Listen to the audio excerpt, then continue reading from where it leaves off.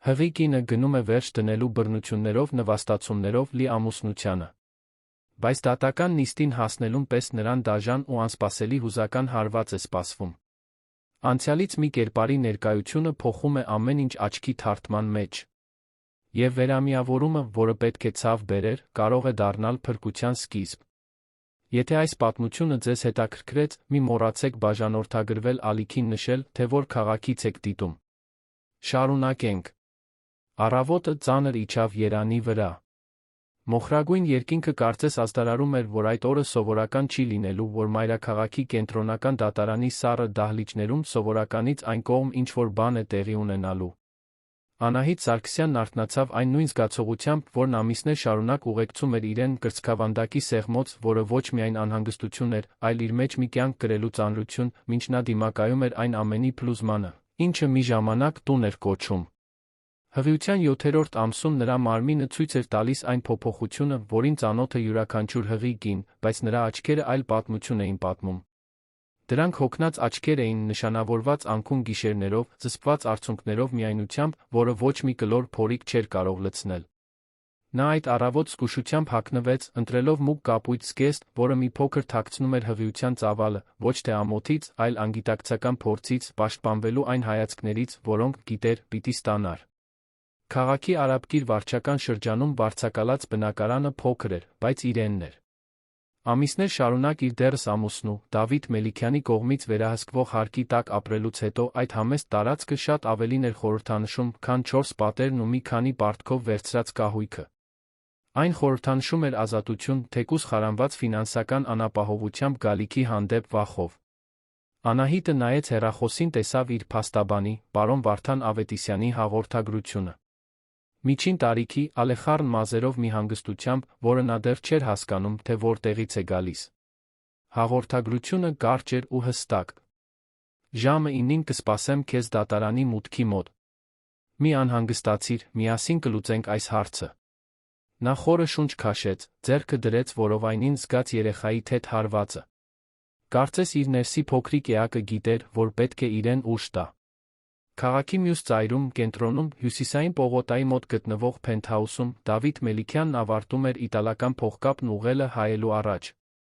Նրա մեջ ամեն ինչ իշխանություն էր արտահայտում, անհատական կարով կոստյումը, շվեյցարական ժամացույցը, որն ավելի թանկ արժեր, քան սովորական մեքենան, ներկրված օծանելիքը, որը հետք էր թողնում, որտեղով էլ անցներ։ Դավիթը Երանի անշարժ գույքի շուկայի ամենահաջողակ գործարարներից էր։ Նա կայսրություն էր կառուցել, շքեղ շենքեր կանգնեցնելով, ռազմավարական հողատարածքներ գնելով, ինչպես իր շրջապատի շատերը, ոտք դնելով նրա վրա, ով անհրաժեշտ էր, հասնելու համար այնտեղ, որտեղ ուզում էր։ Նրա կողքին, ուղղելով պլատինե շիկահեր մազերը, կանգնած էր Լիլիթ Հովհաննիսյանը։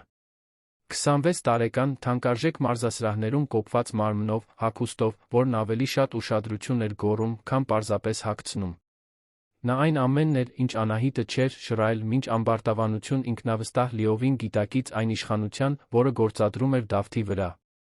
Կամ գոնե այն իշխանության, որը կարծում էր, թե գործադրում է։ Իսկապես կարծում ես, որ պետք է քեզ հետ գամ, հարցրեց Լիլիթը, կարմիր շրթներ քսելով, մինչ հիանում էր իրենով հայելու մեջ։ Դավիթը կողքի ժպտաց, այն ժպիտով, որն օգտագործում էր, երբ ուզում էր վերահսկողություն ցուցադրել։ Իհարկե, անհրաժեշտ է։ Ուզում եմ, որ նա տեսնի, թե ինչպես եմ առաջ շարժվել։ Որ այլս նրա կարիքը չունեմ։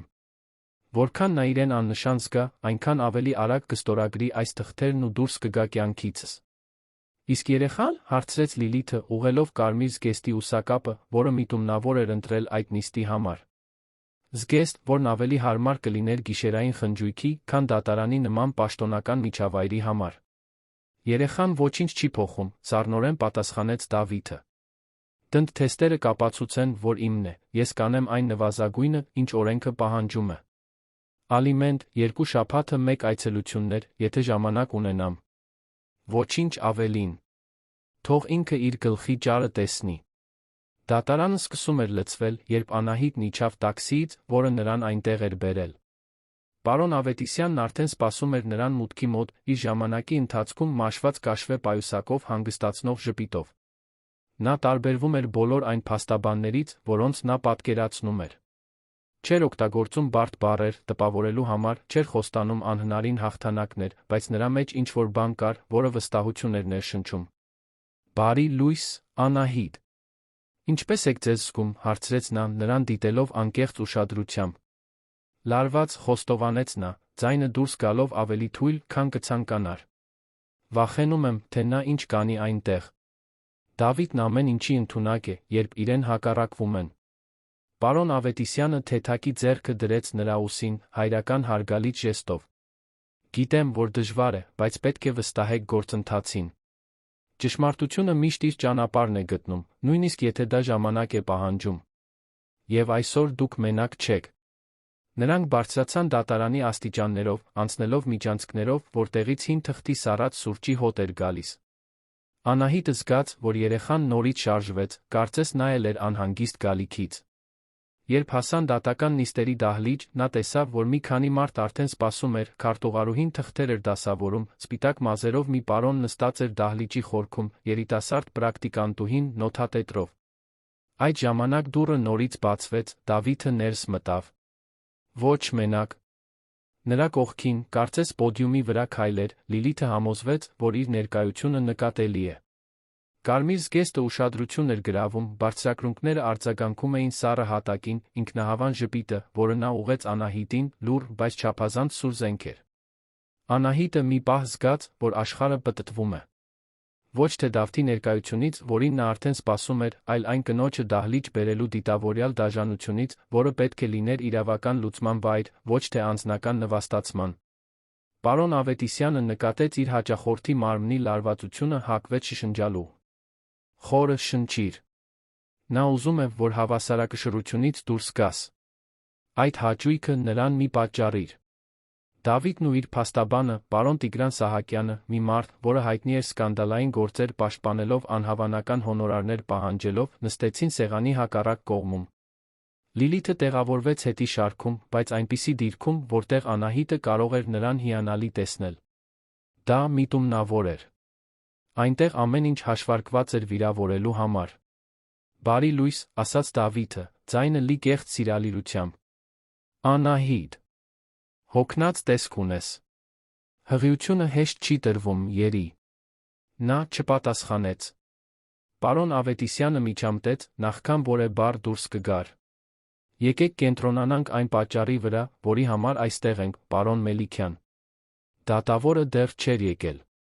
Դահլիճում ծանր լռություն էր, որը խախտվում էր միայն թղթերի խշխշոցով, Լիլիթի ապարանջանների զնգոցով, որը կարծես զվարճանում էր իրավիճակով։ Անահիտը զգում էր նրա հայացքը իր վրա, դատող, արամարող, վայելող մի ենթադրյալ հաղթանակ, որը դեռ տեղի չէր ունեցել։ Այդ ժամանակ դահլիճի խորքի դուռը բացվեց, դատավորը ներս մտավ։ Անահիտը ռեֆլեքսիվորեն բարձրացրեց հայացքը, ինչպես դահլիճում բոլորը։ Եվ այդ պահին նրա սիրտը կանգ առավ։ Հնարավոր չէր։ Չէր կարող լինել։ Բայց այդպես էր։ Սպատմուճան հագած, ուղիղ կեցվածքով լուրջ դեմքով քայլող մարդը մեկն էր, ում նա տարիներ շարունակ չէր տեսել։ Մեկը, ում նա փորձել էր մոռանալ, ներել, ատել մի նույն ժամանակ փնտրել։ Դա Ալբերտ Պետրոսյանն էր։ Նրա հայրը։ Նրա աչքերը մի վայրկյանով հանդիպեցին Անահիտի աչքերին, այդ կարճ պահին Անահիտը տեսավ մի բան, որ չէր սպասում, ճանաչում, զարմանք մի բան, որը կարծես մեղքի զգացում լիներ։ Ալբերտը արագ շեղեց հայացքը, ուղղվեց դեպի ամբիոն, զբաղեցնելով իր տեղը այն բնականությամբ, որով դա անում էր տասնամյակներ շարունակ։ Բարի օր։ Սկսում եմ Դավիթ Մելիքյանի Անահիտ Սարգսյանի միջ ամուսնալուծության դատական նիստը։ Խնդրում եմ բոլոր ներկաներին ներկայանալ, ասաց նա, ձայնը հաստատուն պրոֆեսիոնալ։ Անահիտը հազիվ էր կարողանում ընկալել, թե ինչ է կատարվում։ Իր հայրը։ Այստեղ։ Այդքան տարիների բացակայությունից, լռությունից, անպատասխան հարցերից հետո։ Մարդը, որը լքել էր իրեն, երբ նա ընդամենը փոքրիկ աղջիկ էր, որը հեռացել էր առանց բացատրությունների, ըստ մոր, այլս երբեք չէր հետաքրքրվել իրենով։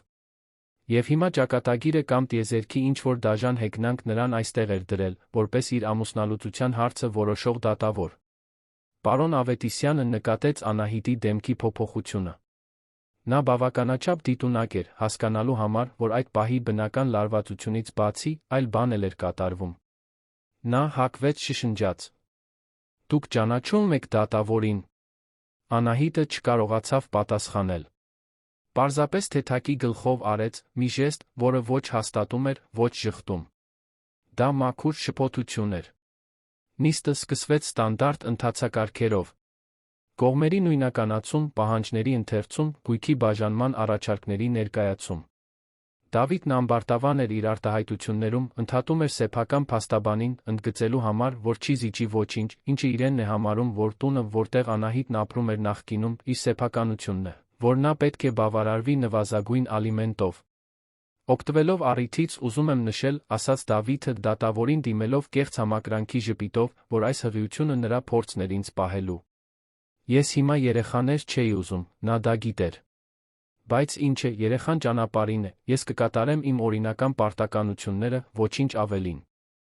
Անահիտը զգաց, որ արցունքները սպառնում են թափվել, բայց ուժգին թարթեց, դրանք զսպելու համար։ Նա չէր լացելու այնտեղ։ Ոչ նրա առաջ։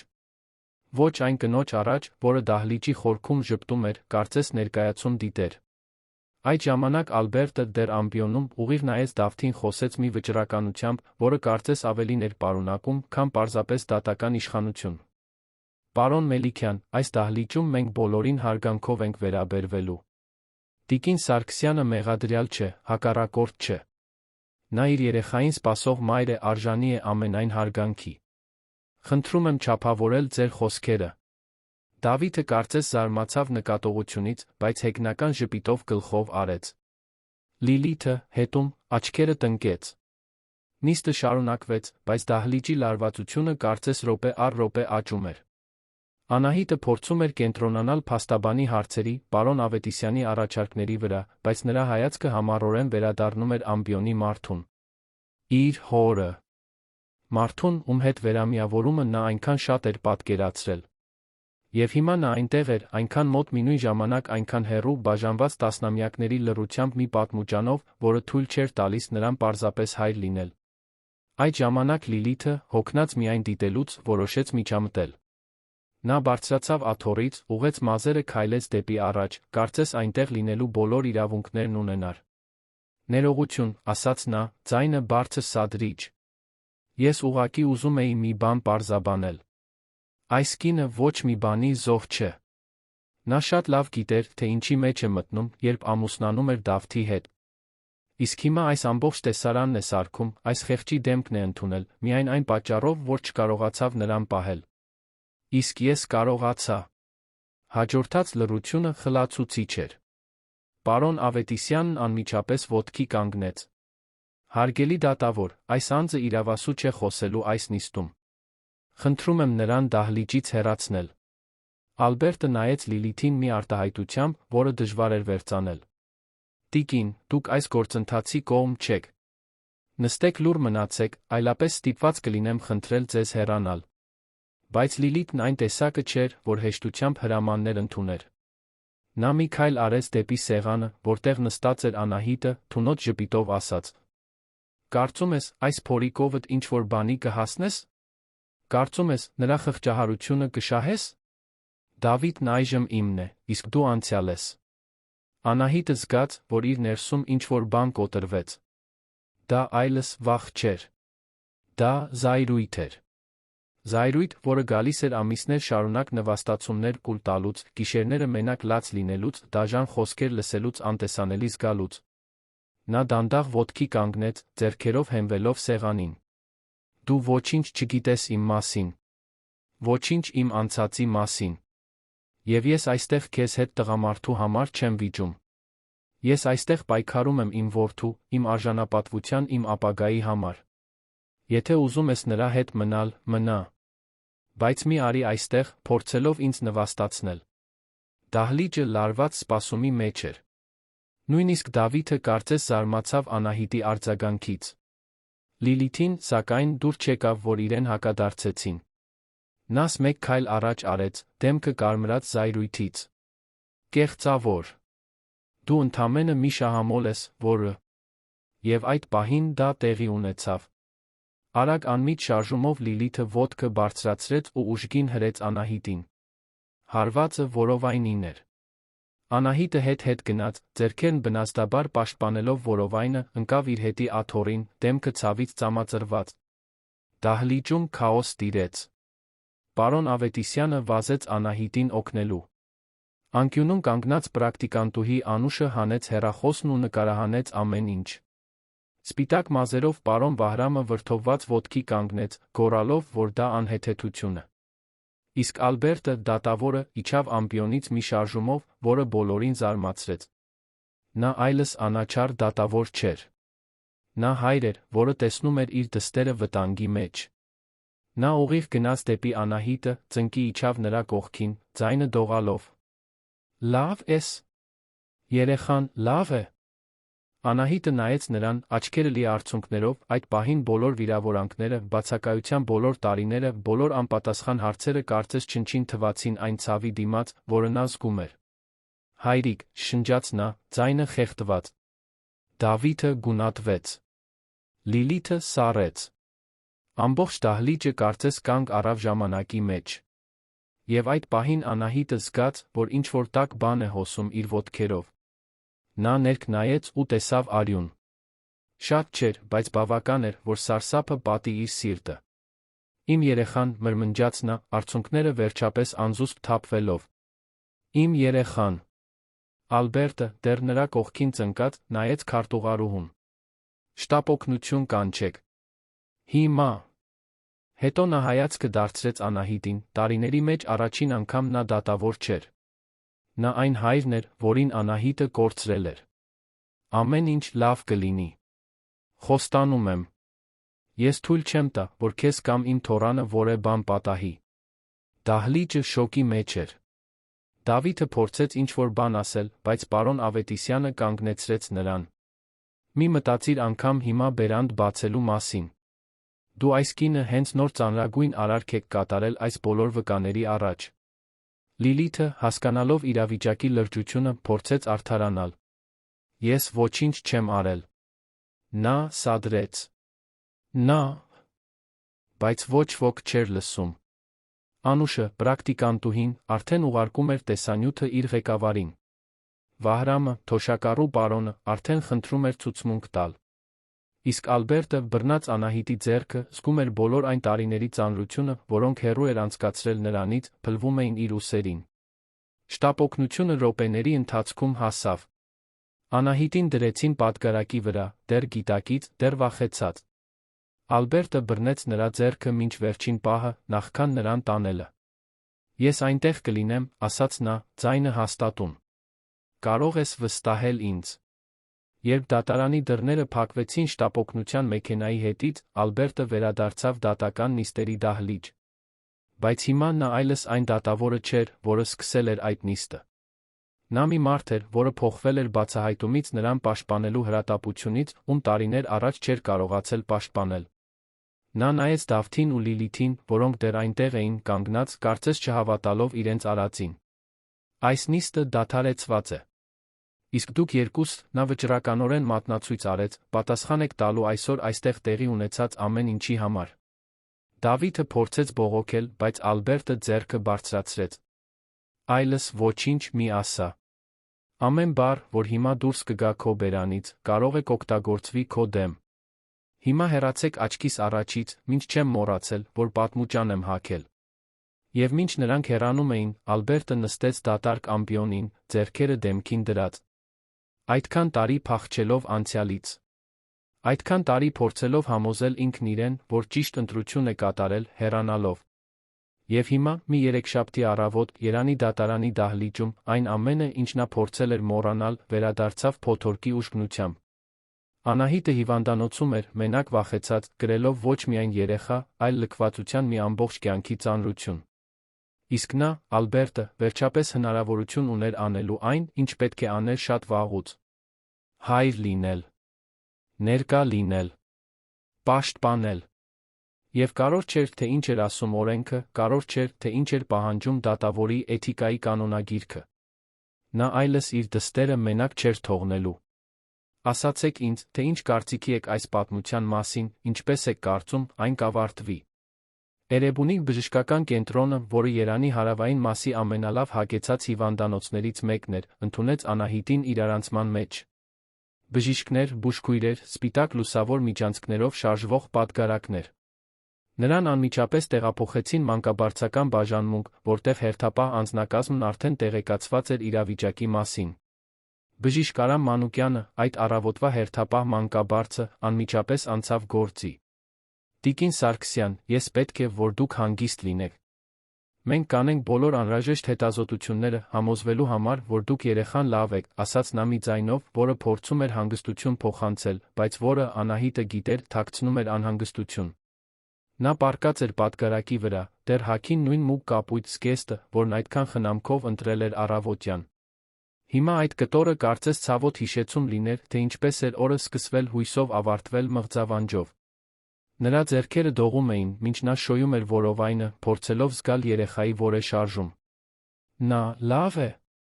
Խնդրում եմ, ասացեք, որ նա լավ է, աղաչեց նա, ձայնը կոտրված։ Մի բուժքույր դրեց պտղի մոնիտորը նրա որովայնին, վայրկյանների ընթացքում երեխայի սրտի զարկերի ձայնը լցրեց սենյակը։ Արագ էր, բայց այնտեղ էր։ Ուժեղ։ Կենդանի։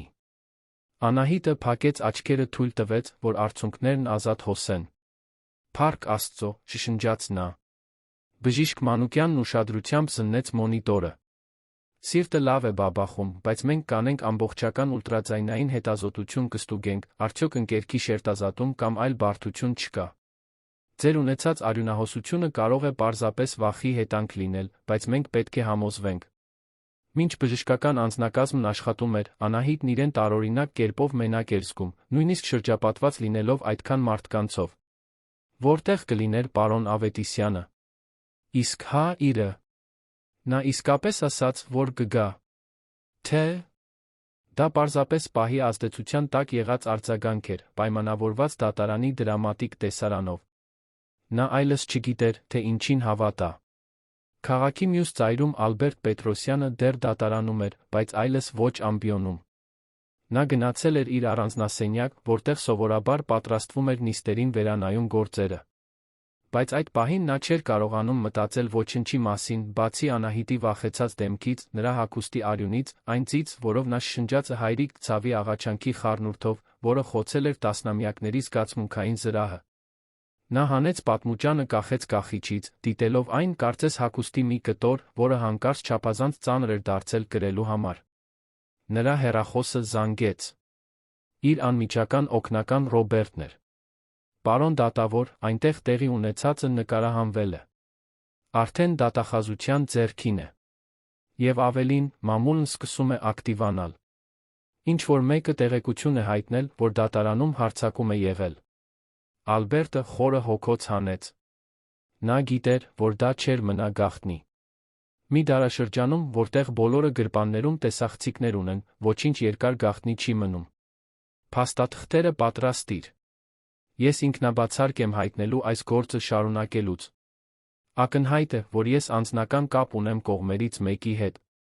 Բայց, պարոն, դուք դա չգիտեիք գործը ստանձնելուց առաջ, առարկեց Ռոբերտը։ Կարոր չէ։ Հիմա գիտեմ։ Եվ ճիշտն այն է, որ հեռանամ։ Նա դադար տվեց։ Եվ, Ռոբերտ, պետք է որ պարզես, թե որ հիվանդանոց են տարել Անահիտին։ Պետք է գնամ այնտեղ։ Գծի մյուս կողմում լռություն տիրեց։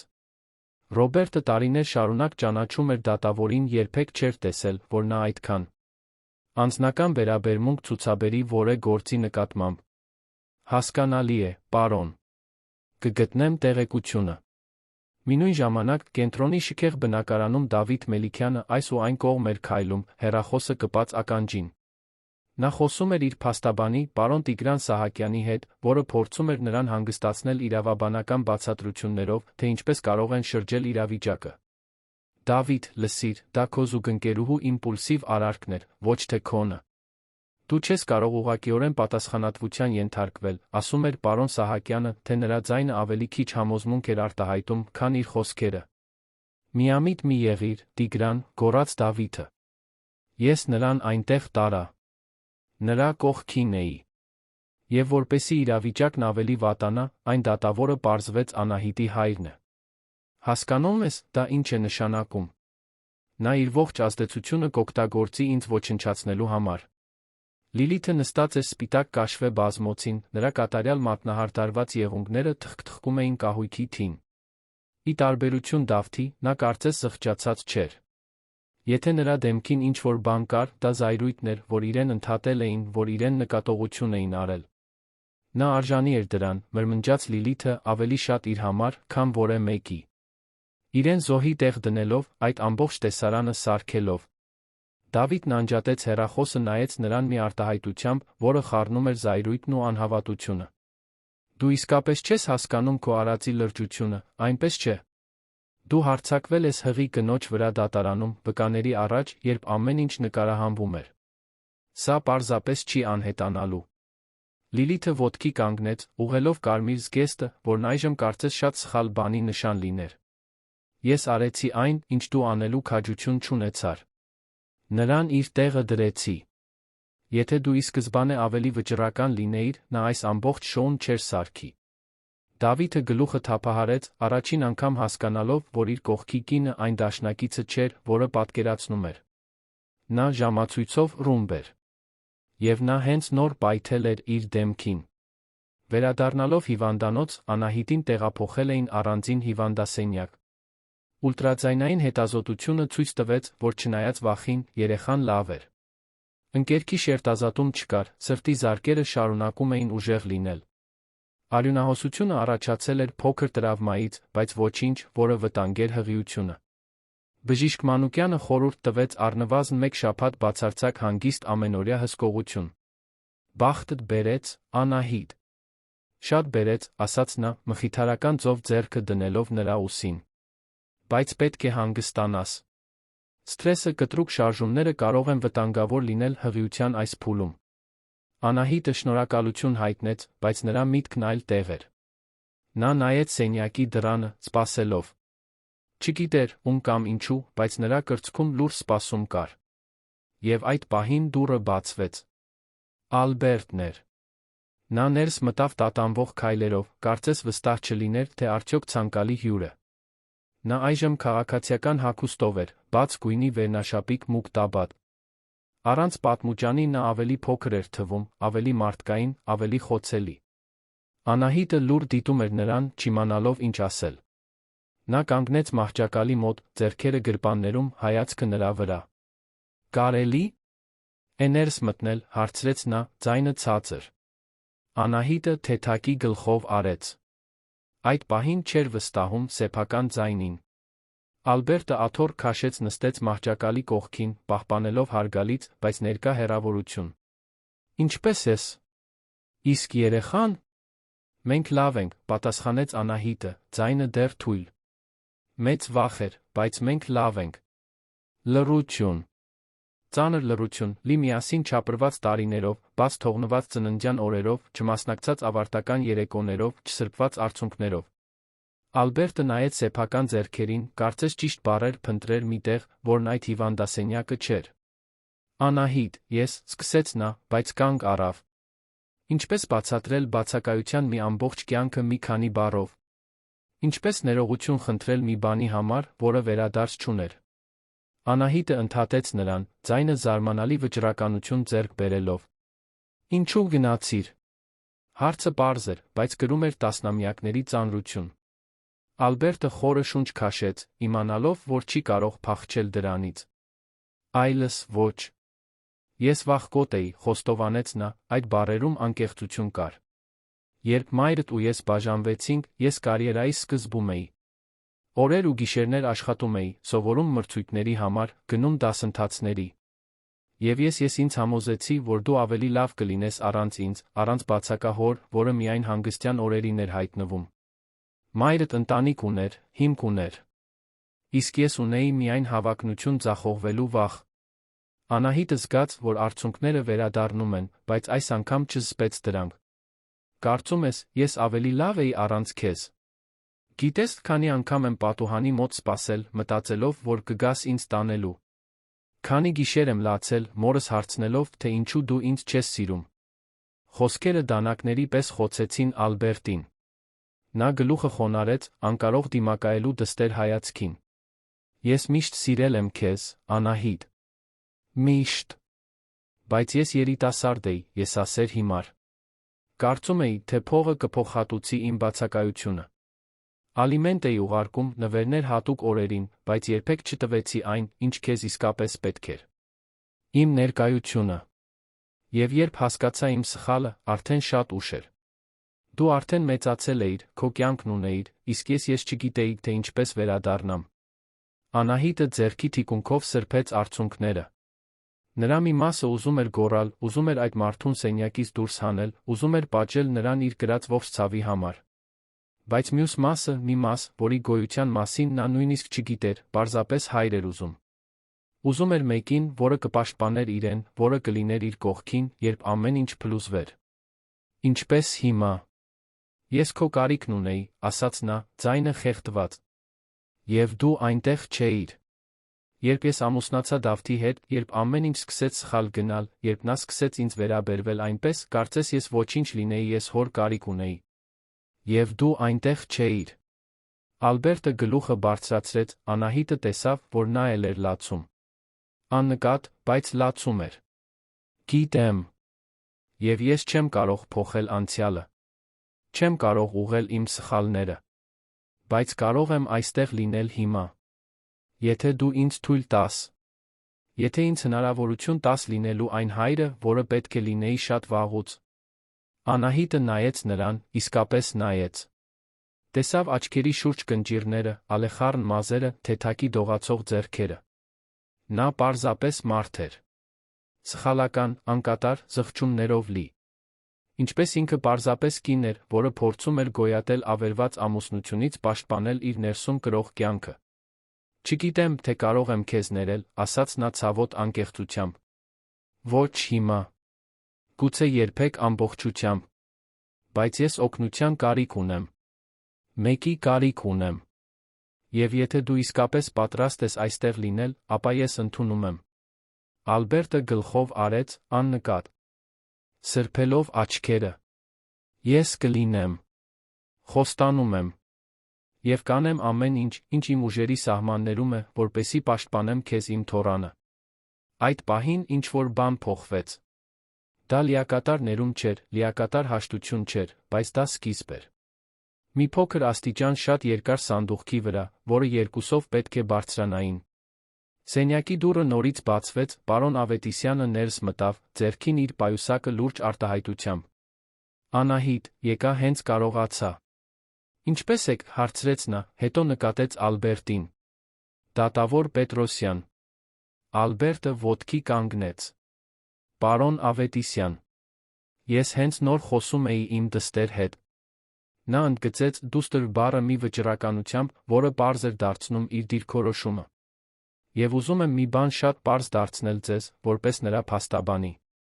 Ես ինքնաբացարկ եմ հայտնել գործը շարունակելուց, բայց կանեմ ամեն ինչ, ինչ իմ ուժերի սահմաններում է, օրենքի շրջանակներում, որպեսզի երաշխավորեմ, որ նա պաշտպանված լինի, որ այսօր տեղի ունեցածի պատասխանատուները պատժվեն։ Պարոն Ավետիսյանը գլխով արեց։ Ես շնորհակալ եմ, պարոն դատավոր։ Եվ կարող եմ երաշխավորել, որ մենք էլ մեր մասը կանենք։ Հարձակումը նկարահանվել է առնվազն 3 վկաների կողմից։ Դատախազությունն արդեն տեղյակ է։ Եվ պարոն Դավիթ Մելիքյանն ու իր զուգընկերուհին պետք է քրեական պատասխանատվության ենթարկվեն իրենց արածի համար։ Անահիտը լսեց դա թեթացման մտավախության խառնուրդով։ Նա արդարություն էր ուզում, բայց նա գիտեր, որ Դավիթը չէր հանդուրժի, որ իրեն մարտահրավեր նետեն։ Նա փող ուներ, կապեր, ազդեցություն։ Նա ամեն ինչ կաներ իրավիճակը շրջելու համար։ Նա կփորձի ինձ ոչնչացնել, մրմնջաց նա։ Դուք Դավթին չեք ճանաչում այնպես, ինչպես ես։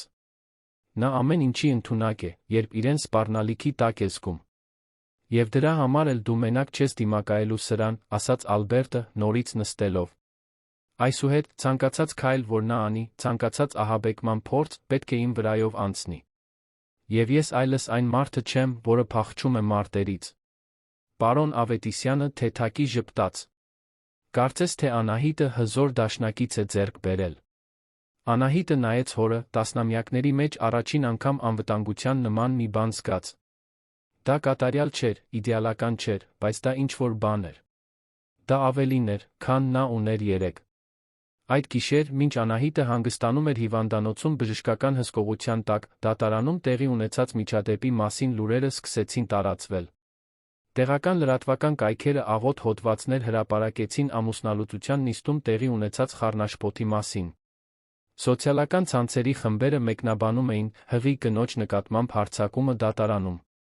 Անուշի այլ վկաների կողմից նկարահանված տեսանյութերը սկսեցին շրջանառվել, թե դեռ վիրուսային չէին դարձել։ Դավիթը իր բնակարանում աճող հուսահատությամբ հետում էր նորություններին։ Նրա մամուլի ծառայությունն արդեն 3 անգամ զանգել էր, փորձելով զսպել ճգնաժամը։ Ներդրողները սկսում էին հարցեր տալ։ Գործընկերները պարզաբանումներ էին պահանջում։ Իսկ Լիլիթը, այդ ամենի պատճառը, շարունակում էր իրեն պահել այնպես, կարծես ինքն էր իրավիճակի զոհը։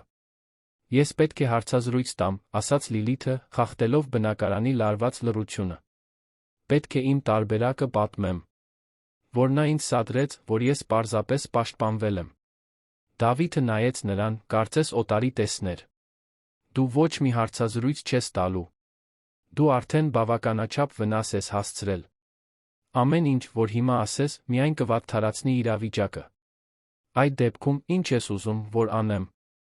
Լուր մնամ, մինչ ինձ ոչնչացնում են, հակադարձեց նա, ձայնը բարձր։ Հենց դա էլ պետք է անեիր ի սկզբանե, պայթեց Դավիթը, զայրույթը վերջապես դուրս գալով։ Լուր մնայիր։ Բայց ոչ, դու պետք է գնայիր այնտեղ ապացուցեիր, որ ավելի ուժեղ ես նրանից, որ ավելի լավն ես նրանից։ Եվ հիմա տես, թե ինչ եղավ։ Նրանց միջ վեճը շարունակվեց, բայց այդ պահին վնասն արդեն հասցված էր։ Եվ քաղաքի մյուս ծայրում, հիվանդանոցի լուր սենյակում, Անահիտը վերջապես քնեց, ձեռքը որովայնին դրած, զգալով իր երեխայի թեթ շարժումները, այն համոզմամբ, որ երկար ժամանակ անց առաջին անգամ նա լիովին մենակ չէր։ Հաջորդ օրերը փոփոխություններ բերեցին, որոնք Անահիտը երբեք չէր պատկերացնի։ Նա դուրս էր գրվել հիվանդանոցից հանգստի խիստ ցուցումներով, բայց նրա կյանքը հեռու էր հանգիստ լինելուց։ Դատարանում տեղի ունեցած հարձակման տեսանյութը վերջապես թափ հավաքեց սոցիալական ցանցերում, ժամերի ընթացքում հազարավոր անգամներ տարածվելով։ Դավիթ Մելիքյանի անունը, որը նախկինում ասոցացվում էր շքեղության հաջողության հետ, այժմ կապվում էր բռնարար, վախկոտ նվաստացնող բառերի հետ։ Անահիտը վարձակալած բնակարանում էր, փորձելով ընկալել այն ամենը, ինչ կատարվում էր։ Նրա հեռախոսը չէր դադարում զանգերից, լրագրողներ, հին ծանոթներ, նույնիսկ մարդիկ, ում նա չէր էլ ճանաչում։ Պարոն Ավետիսյանը խորհուրդ էր տվել, որ նա հարցազրույցներ չտա, հանրային հայտարարություններ չանի, թողնի, որ փաստերն իրենք խոսեն։ Բայց լռելը դժվար էր, երբ ամբողջ աշխարհը կարծես թե կարծիք ուներ իր կյանքի մասին։ Դռան զանգը հնչեց։ Անահիտը նայեց դռնաղցիկից, տեսավ մի կնոջ, ում տարիներ շարունակ չէր տեսել։ Մարիամին։ Իր ավագ քրոջը։ Նրանք հեռացել էին մոր մահից հետո, ժառանգության ընտանեկան որոշումների շուրջ տարաձայնությունները անանցանելի անդունդ էին ստեղծել։ Բայց ահա նա կանգնած էր դռան մոտ, ձեռքին ճամպրուկ, աչքերը կարմրած։ Անահիտը դանդաղ բացեց դուռը։ Մարիամ։ Ես տեսա նորությունները, ասաց Մարիամը, ձայնը խեղդված։ Ես տեսա, թե այն հրեշն ինչ է արել քեզ հետ։ Եվ ես չկարողացա հեռու մնալ։ Ոչ այս անգամ։ Նա մի քայլ առաջ արեց, ամուր գրկեց Անահիտին, զգուշանալով չսեղմել որովայնը։ Ներիր ինձ ամեն ինչի համար։ Ներիր, որ չափազանց հպարտ էի քո կողքին լինելու համար, երբ դու իմ կարիքն ունեիր։ Անահիտը զգաց, որ արցունքները հոսում են։ Նա չգիտեր, թե որքան էր այդ գրկախառնության կարիքն ունեցել, մինչ այն տեղի ունեցավ։ Դու հիմա այստեղ ես։ Դա է կարորը։ Երկուսով մտան բնակարան։ Մարիամը ճամպրուկը դրեց սենյակի անկյունում, շուրջը նայեց։ Տեղը համեստ էր, առանց այն շքեղությունների, որոնք Անահիտն ուներ Դավթի հետ ապրելիս, բայց այնտեղ ջերմություն կար։ Իրականություն։ Մենակ ես, հարցրեց Մարիամը։ Հայրս հայտնվեց, ասաց Անահիտը, տեսավ քրոջ դեմքի զարմանքը։ Նա գործով դատավորն էր։ Չգիտեի, պատահականություն էր։ Բայց այն բանից հետո, ինչ տեղի ունեցավ, նա գալիս է այստեղ։ Ուտելիք է բերում, հարցնում, թե ինչպես եմ, օգնություն առաջարկում։ Մարիամը նստեց բազմոցին, մարսելով այդ տեղեկությունը։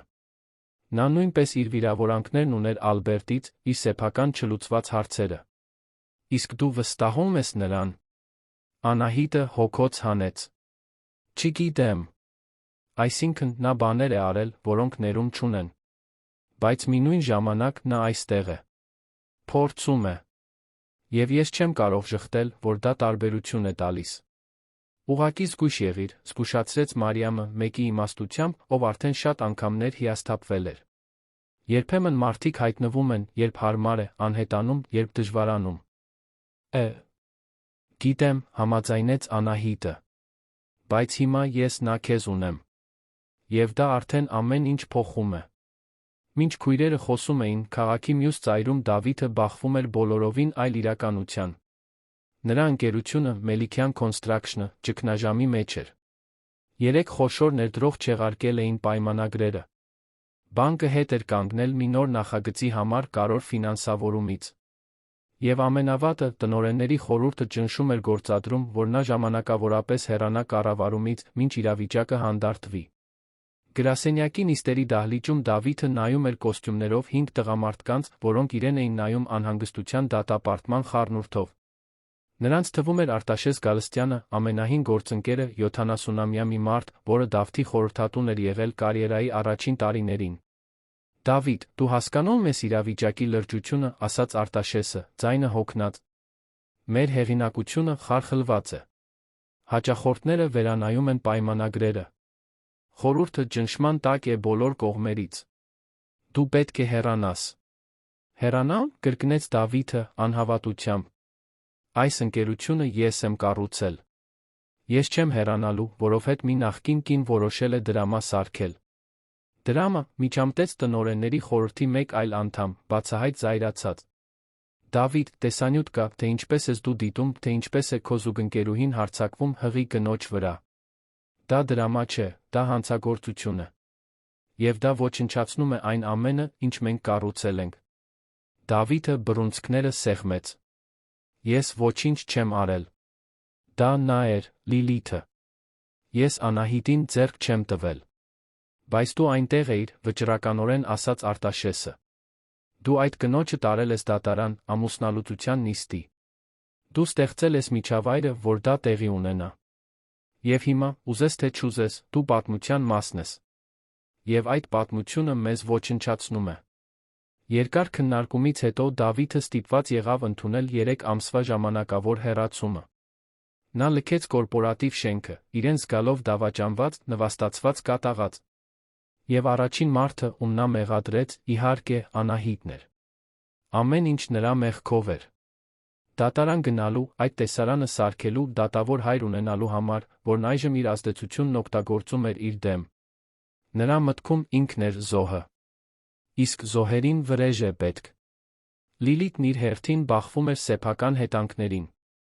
Նրան պաշտոնապես մեղադրանք էր առաջադրվել հղի կնոջ նկատմամբ մարմնական վնասվածք հասցնելու համար, ծանրացուցիչ հանգամանքներով հանցագործություն։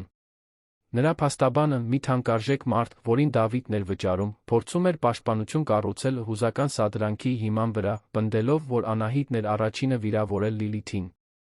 Բայց վկաներն ու տեսանյութերը այլ պատմություն էին պատմում։ Ավելի վատ, Լիլիթի ընտանիքը, որը նախկինում պարծենում էր հարուստ գործարարի հետ նրա հարաբերություններով, այժմ ճնշում էր գործադրում, որ նա հեռանա Դավթից։ Քեզ օգտագործում են, Լիլիթ, ասել էր մայրը հեռախոսով։ Նա քեզ որպես վահան է օգտագործում։ Եվ երբ այլս պետք չլինես, դուրս կշպրտի։ Բայց Լիլիթը չէր ուզում լսել։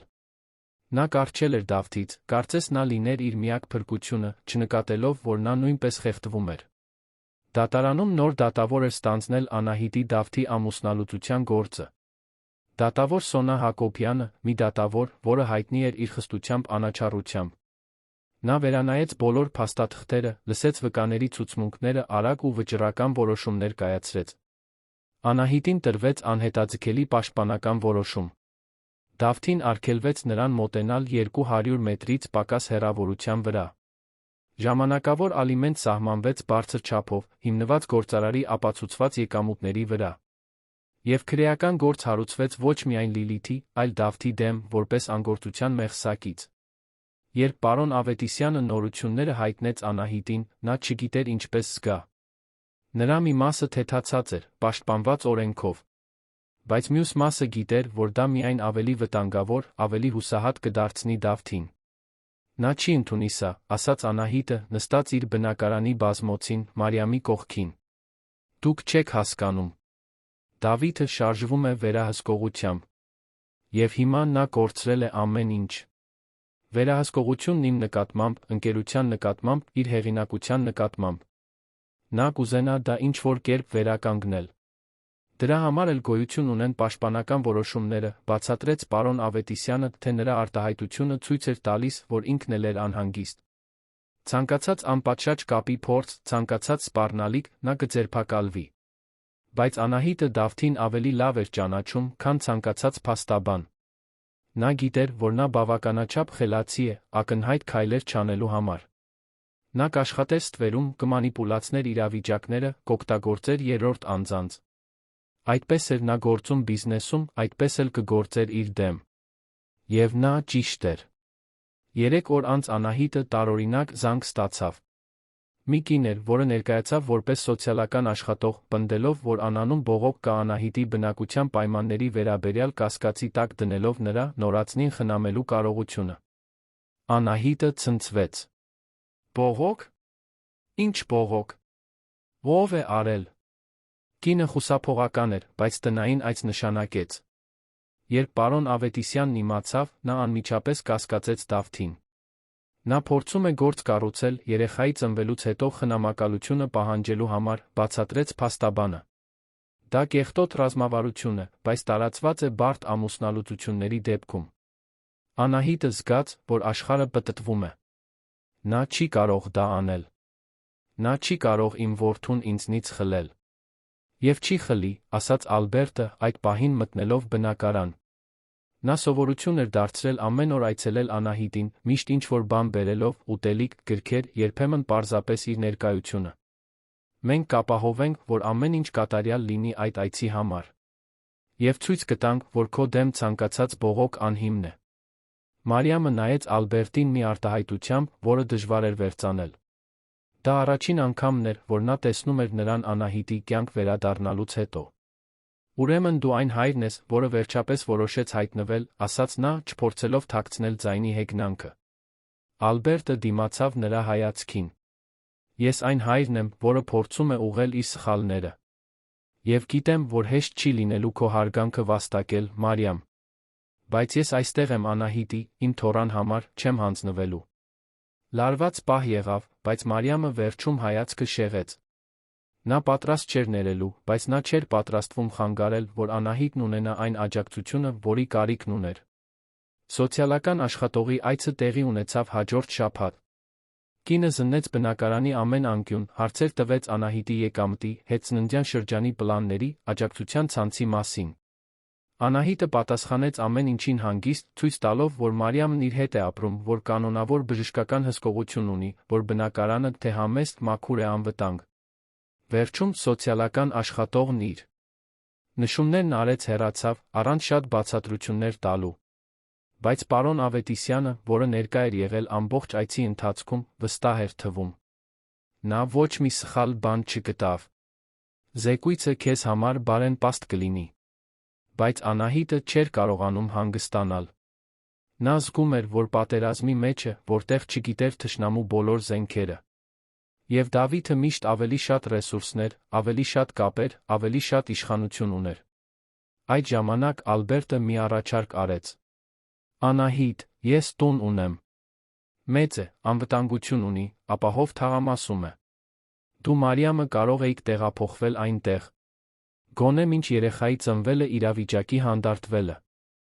Անահիտը զարմացած նայեց նրան։ Տեղափոխվել քո տուն։ Ապրել քեզ հետ։ Գիտեմ, որ իդեալական չէ, խոստովանեց Ալբերտը։ Գիտեմ, որ մեր մեջ դեռ շատ բան կա, որ պետք է լուծվի։ Բայց հիմա խոսքը իմ կամ քո մասին չէ։ Խոսքն այս երեխայի մասին է։ Եվ որքան ավելի պաշտպանված լինես, այնքան լավ։ Մարիամը ձեռքերը խաչեց, բացահայտ կասկածամտորեն։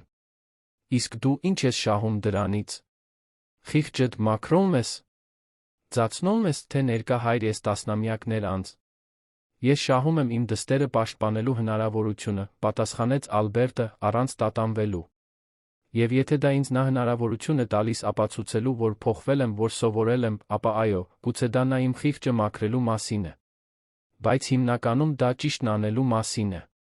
Եվ ճիշտն այն է, որ երաշխավորեմ, որ Անահիտն անվտանգ լինի։ Անահիտը նայեց Մարիամին, հետո Ալբերտին, հետո իր սեփական որովայնին։ Երեխան այդ պահին հարվածեց, կարծես իր կարծիքը հայտներ։ Նա խորը շունչ քաշեց, մի որոշում կայացրեց, որը ամիսներ առաջ աներակայելի կլիներ։ Լավ, կընդունենք։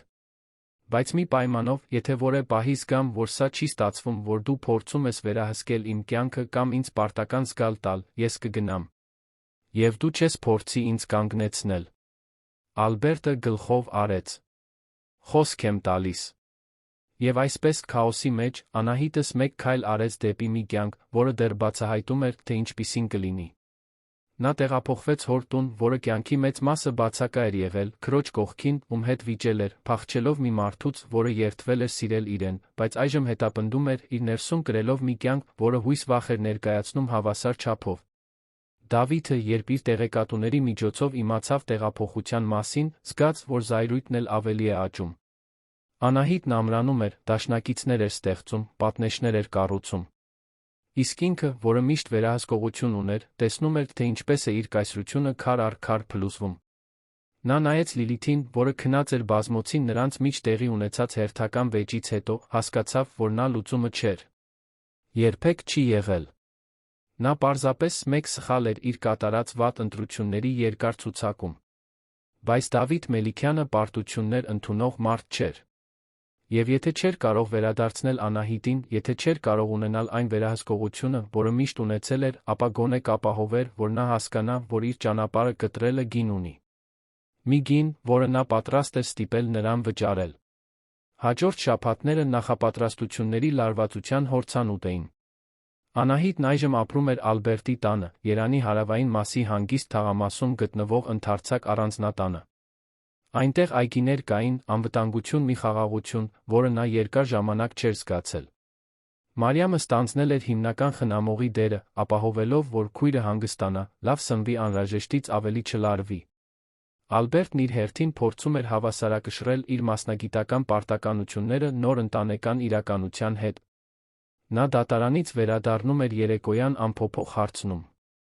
Ինչպես անցավ օրը։ Երեխան շատ շարժվեց։ Ինչ-որ բանի կարիք ունեք։ Դրանք պարզ ժեստեր էին, բայց աշխարհներ էին նշանակում մի կնոջ համար, որն ամիսներ շարունակ իրեն անտեսանելի էր զգացել։ Հոր-դստեր հարաբերությունները կատարյալ չէին։ Լինում էին անհարմար լռության պահեր, ցավոտ հիշողություններ, որոնք հայտնվում էին առանց նախազգուշացման, վիրավորանքներ, որոնք մեկ գիշերվա մեջ չէին անհետանա։ Բայց լինում էին նա կապի պահեր։ Երբ Ալբերտը ձեռքը դնում էր Անահիտի որովայնին, զգում թորան հարվածը, երբ նա պատմում էր իր մանկության պատմություններ, երբ պարզապես նստում էր նրա կողքին, առանց որևէ բան ասելու ֆիլմ դիտելու։ Լիլիթի քրեական դատավարությունը նշանակված էր։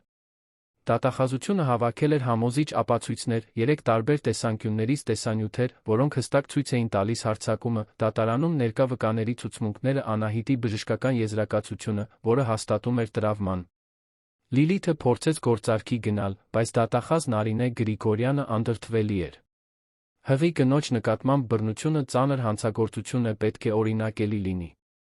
Գործարք չի լինելու, հայտարարեց նա հրապարակավ։ Դավիթը, թե այդ առաջին պահին քրեական պատասխանատվության չէր ենթարկվում, բախվում էր անգործության մեղսակցության գործընթացի։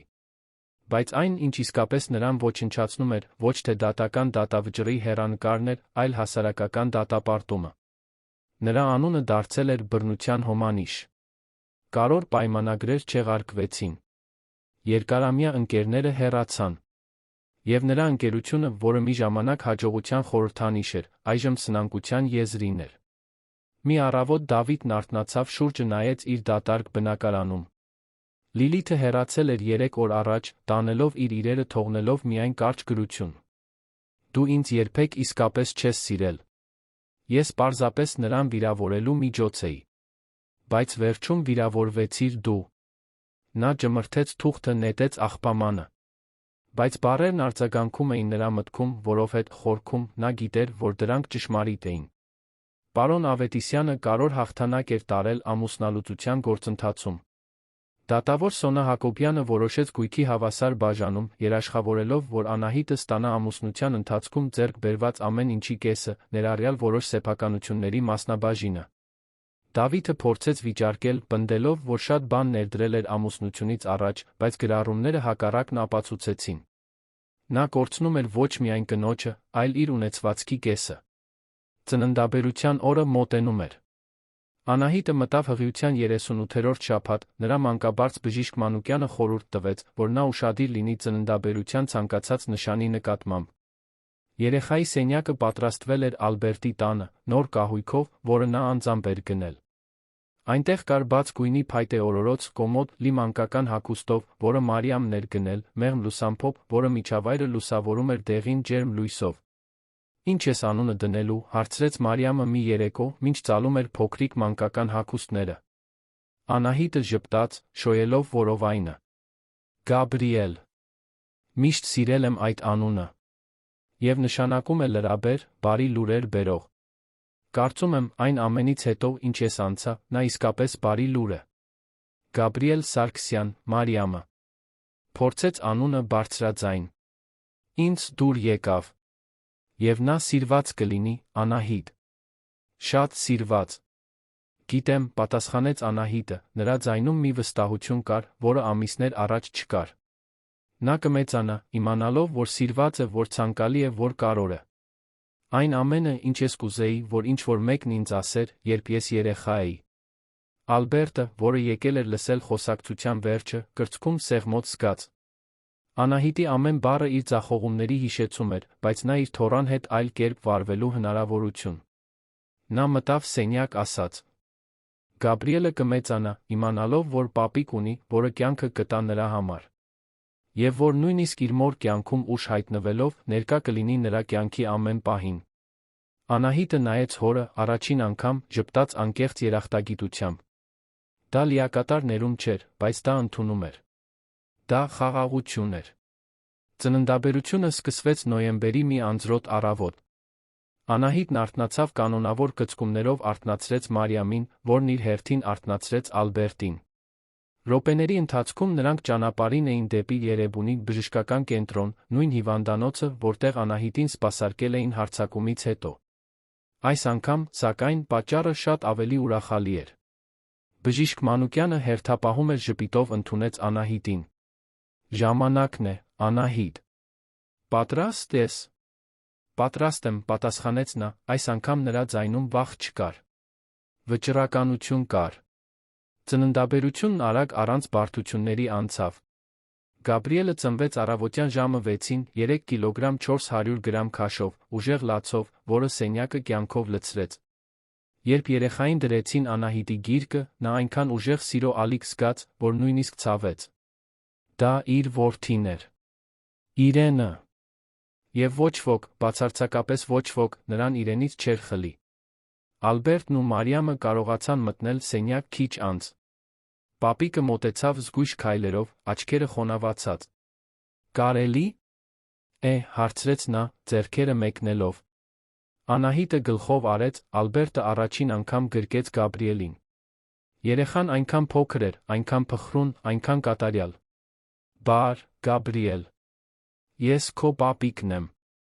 Եվ ես խոստանում եմ քեզ, թոռնիկս, որ միշտ կողքիդ կլինեմ։ Որ կլինեմ ամեն ծննդյան օր, ամեն դպրոցական միջոցառման, ամեն անգամ, երբ իմ կարիքն ունենաս։ Ես խոստանում եմ, որ քեզ հետ չեմ կրկնի այն սխալները, որոնք կատարել եմ քո մոր հետ։ Անահիտը տեսավ, թե ինչպես մի արցունք գլորվեց հոր դեմքով, այդ պահին զգաց, որ իր ներսում ինչ-որ բան կոտրվեց։ Դա զայրույթ չէր։ Դա կարեկցանք էր։ Դա հասկացողություն էր, որ բոլորը մարդ են, բոլորը սխալվում են, բոլորն արժանի են երկրորդ հնարավորության, երբ անկեղծորեն փորձում են փոխվել։ Նրա բախտը կբերի, որ քեզ ունի, ասաց Անահիտը, ձայնը մեղմ։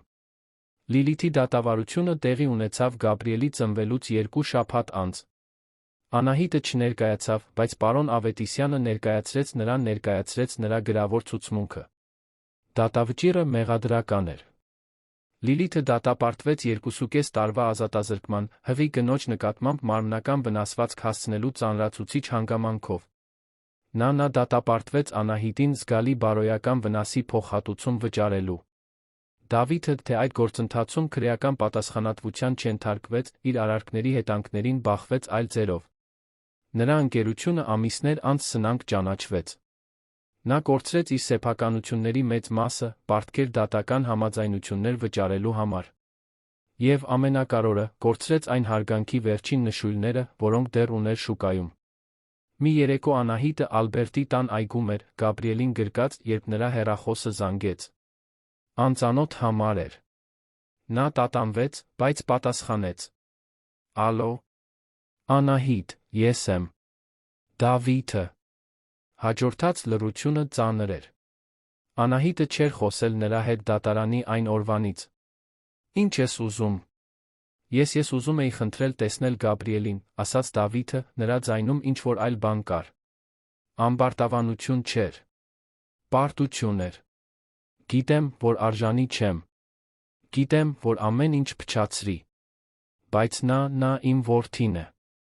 Անահիտը նայեց իր գրկի երեխային, այնքան անմեղ, այնքան անտեղյակ իր գոյությունը շրջապատող ողջ ցավից։ Դավիթ, դու հնարավորություն ունեիր հայր լինելու։ Հնարավորություն ունեիր ներկա լինելու, ինձ աջակցելու, ընտանիք կառուցելու։ Բայց դու ընտրեցիր հպարտությունը, վերահսկողությունը, վրեժը։ Գաբրիելն արժանի չէ մեծանալ մեկի կողքին, ով միայն ոչնչացնել գիտի։ Խնդրում եմ, Անահիտ։ Ես փոխվել եմ։ Կորցրել եմ ամեն ինչ։ Ընկերությունը, փողը, ընկերներին։ Դու արդեն հաղթել ես։ Պետք չէ ինձ իմ որդուց զրկել։ Ես չեմ հաղթել, Դավիթ։ Ես գոյատել եմ։ Եվ Գաբրիելը մրցանակ չէ, որի համար վիճում են։ Նա կյանք է։ Եվ այդ կյանքը կմեծանա սիրով, հարգանքով, արժանապատվությամբ շրջապատված։ Բաներ, որոնք դու ինձ երբեք չես տվել։ Նա խորը շունչ քաշեց։ Երբ նա մեծանա, եթե նա ցանկանա ճանաչել քեզ, ես չեմ խանգարի։ Բայց մինչ այդ, դու պետք է ապացուցես, որ իսկապես փոխվել ես։ Ոչ թե խոսքերով, այլ գործերով։ Հեռու մնա մեզնից, մինչ իսկապես արժանի դառնաս նրա կողքին լինելուն։ Դավիթը լուռ մնաց գծի մյուս կողմում։ Եվ հետո երկար ժամանակ անց առաջին անգամ նա անկեղծ բան ասաց. Ցավում եմ, Անահիտ։ Ամեն ինչի համար։ Ես էլ, պատասխանեց նա։ Եվ անջատեց։ Ալբերտը, որը լսել էր խոսակցությունը պատշգամբից, մոտեցավ։ Դու ճիշտ վարվեցիր։ Գիտեմ, ասաց Անահիտը, շոյելով Գաբրիելի դեմքը։ Բայց մի օր նա ինձ կհարցնի հոր մասին։ Եվ ես պետք է միծ գտնեմ այս ամենը բացատրելու, առանց նրա սրտում ատելություն սերմանելու։ Դու ճիշտ բառերը կգտնես, երբ ժամանակը գա, վստահեցրեց Ալբերտը։ Որովհետև դու հիանալի մայր ես։ Եվ նա բախտավոր տղա է, որ քեզ ունի։ Անահիտը ժպտաց։ Այո, Գաբրիելը բախտավոր էր։ Նա մայր ուներ, որը պայքարել էր նրա համար նույնիսկ նրա ծնվելուց առաջ։ Նա մորաքույր ուներ, որը թողել էր իր կյանքը ներկա լինելու համար։ Եվ նա պապիկ ուներ, որը, նույնիսկ ուշ հայտնվելով, ամեն ինչ անում էր կորցրած ժամանակը լրացնելու համար։ Ամիսներն անցան։ Գաբրիելը մեծացավ ուժեղ առողջ։ Անահիտը վերադարձավ աշխատանքի, այս անգամ մի իրավաբանական գրասենյակում, որտեղ պարոն Ավետիսյանը նրա համար իրավաբանի օգնականի տեղ էր գտել։ Դա փայլուն չէր, բայց ազնիվ էր, իրենն էր հոգում էր ծախսերը։ Նա իր Գաբրիելի համար փոքրիկ բնակարան գնեց։ Ոչ թե որովհետև դուր չէր գալիս Ալբերտի հետ ապրելը, այլ որովհետև պետք է ինքն իրեն ապացուցեր, որ կարող է մենակ ոտքի կանգնել։ Ալբերտը հասկացավ, աջակցեց, թե հասկացրեց, որ իր տան դռները միշտ բաց կլինեն։ Անուշը, պրակտիկանտուհին, որը նկարահանել էր հարձակման տեսանյութը, ընկերացավ Անահիտի հետ։ Նա երբեմն այցելում էր, սիրում էր խաղալ Գաբրիելի հետ։ Վահրամը, թոշակառու պարոնը, որը ցուցմունք էր տվել դատարանում, նույնպես կապը պահպանում էր, միշտ հաղորդագրություններ ուղարկելով երեխայի մասին հարցնելով։ Անահիտի կյանքը կատարյալ չէր։ Կային վճարելու հաշիվներ, Գաբրիելի պատճառով անքուն գիշերներ, մենակության մի սիրո կարոտի պահեր, որն իրականում երբեք գոյություն չէր ունեցել։ Բայց կային նա ծիծաղ, իր որդու ամուր։ Գրկախառնություններ Նախաճաշեր Մարիամի հետ, ընթրիքներ Ալբերտի տանը, որտեղ նա զվարճալի պատմություններ էր պատմում դատարանից։ Մի օր, մինչ Գաբրիելին քնեցնում էր, Անահիտը նայեց պատուհանից, տեսավ գիշերով լուսավորված Երան քաղաքը։ Դա նույն քաղաքն էր, որտեղ նա իրեն այնքան փոքր, այնքան անտեսանելի, այնքան կոտրված էր զգացել։ Բայց հիմա նա այլ էր։ Ավելի ուժեղ, ավելի իմաստուն, ավելի ամբողջական։ Նրան տղամարդ պետք չէր իրեն հաստատելու համար։ Նրան հարստություն պետք չէր իրեն արժեքավոր զգալու համար։ Նրան արտաքին հավանություն պետք չէր սեփական արժեքն իմանալու համար։ Նա Անահիտ Սարգսյանն էր։ Գաբրիելի մայրը, Ալբերտի դուստրը, Մարիամի քույրը։ Եվ դա բավական էր։ Դավիթը, որտեղ էլ որ լիներ, կրում էր իր ընտրությունների հետանքները։ Լիլիթը կրում էր իր պատիժը, ունենալով աշխարհի ողջ ժամանակը իր արարքների մասին խորելու համար։ Իսկ Անահիտը վերջապես ազատ էր։ Ազատ ապրելու, սիրելու, լինելու։ Նա համբուրեց Գաբրիելի ճակատը, որը հանգիստ քնած էր իր գրկում։ Դու կմեծանաս, իմանալով, որ սիրված ես, շնջաց նա։ Կմեծանաս, իմանալով, որ կարող ես լինել այն, ինչ ուզում ես, որ արժանի ես հարգանքի, որ քո ձայնը կարևոր է։ Որովհետ ես դա կապահովեմ։ Նույնիսկ եթե դա լինի վերջին բանը, որ անեմ։ Եվ մինչ լուսինը փայլում էր Երանի վրա, միլիոնավոր պատմությունների քաղաքի, Անահիտի պատմությունը գտավ ոչ թե ավարտ, այլ վերսկիզբ։ Մի վերսկիզբ, կառուցված փլատակների վրա, բայց իսկական վերսկիզբ։ Եվ երբեմն դա այն ամենն է, ինչ մեզ պետք է։ Նորից սկսելու հնարավորություն։ Լինելու այն, ինչ մենք իսկապես ենք։ Պատմության ավարտը։ Սիրելի ունկնդիրներ, հուսով ենք, որ Անահիտի, Գաբրիելի Ալբերտի պատմությունը հուզեց ձեր սրտերը։ Եթե դուք հուզվեցիք այս հաղթահարման քաջության վերսկզբի ճանապարհորդությունից, դրեք ձեր հավանումը, բաժանորդագրվեք ալիքին մեկնաբանություններում պատմեք, թե ինչն է ձեզ ամենաշատը տպավորել։ Անահիտի ուժն էր։ Ալբերտի զղջոմը։ Իրականացված արդարությունը։ Ամեն օր մենք բերում ենք այսպիսի լարված պատմություններ, որոնք բացահայտում են մարդկային հոգու ամենախորը կողմը, որոնք ցույց են տալիս, որ նույնիսկ ամենադժվար իրավիճակներում միշտ կա վերսկսելու հույս։ Յուրաքանչյուր պատմություն պատուհան է, ավելի լավ հասկանալու մարդկային հարաբերությունների բարդությունը, այն ուժը, որը բնակվում է մեզանից յուրաքանչյուրի մեջ, այն կարողությունը, որ մենք ունենք մեզ վերստեղծելու։ Սպասում ենք ձեզ հաջորդ թողարկմանը, մեկ պատմությամբ, որը կխառնի ձեր հույզերը, կստիպի ձեզ խորել կյանքի մասին։ Մինչ շուտով, թող Անահիտի պատմությունը ոգեշնչի ձեզ երբեք չհանձնվել։